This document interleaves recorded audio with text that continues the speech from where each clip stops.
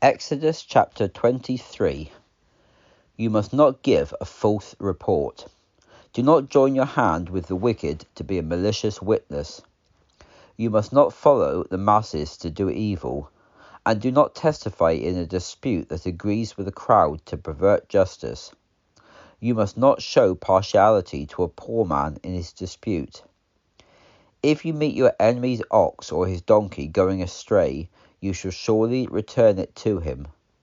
If you see the donkey of someone who hates you lying under its burden, you must not ignore it. You must surely help with him. You shall not turn justice away from your poor in his dispute.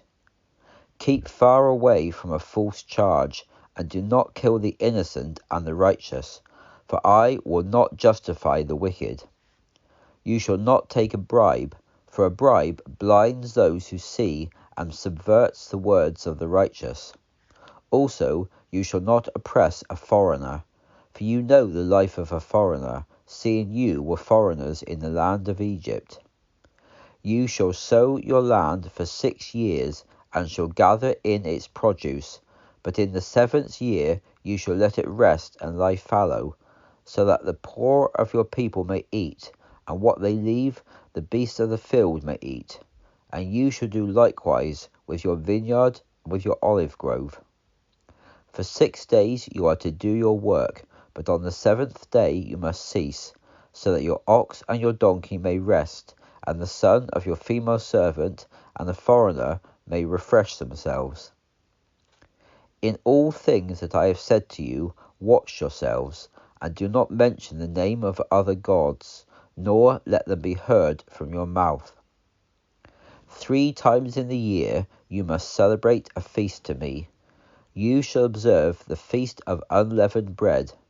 For 7 days you shall eat unleavened bread as I commanded you, in the appointed time of the month, Aviv. For in it you came out of Egypt. No one shall appear before me empty-handed.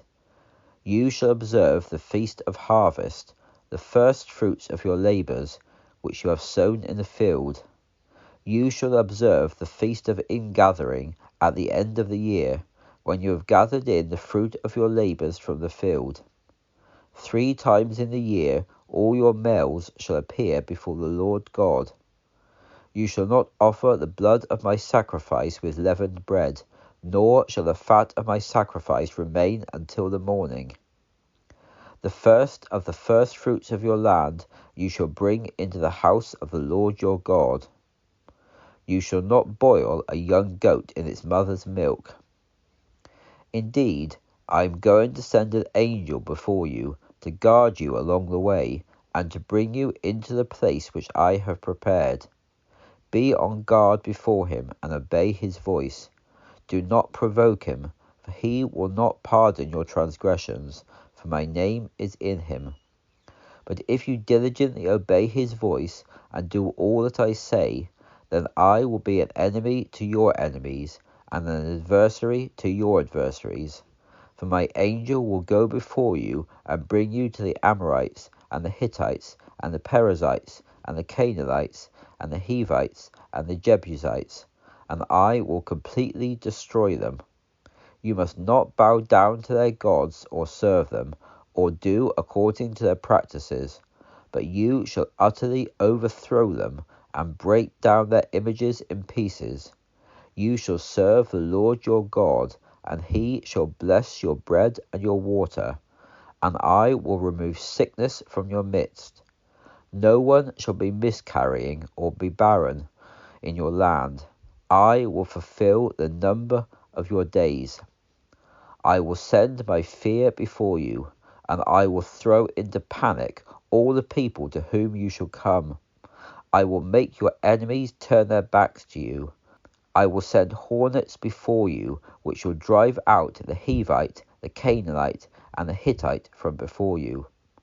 I will not drive them out before you in 1 year, lest the land become desolate, and the beasts of the field multiply against you. Little by little I will drive them out before you, until you become fruitful and they inherit the land. I will set your boundaries from the Red Sea to the Sea of the Philistines, and from the desert to the river. For I will deliver the inhabitants of the land into your hand, and you will drive them out before you. You must not make a covenant with them or with their gods. They shall not live in your land, lest they cause you to sin against me. For if you serve their gods, it will surely be a snare to you.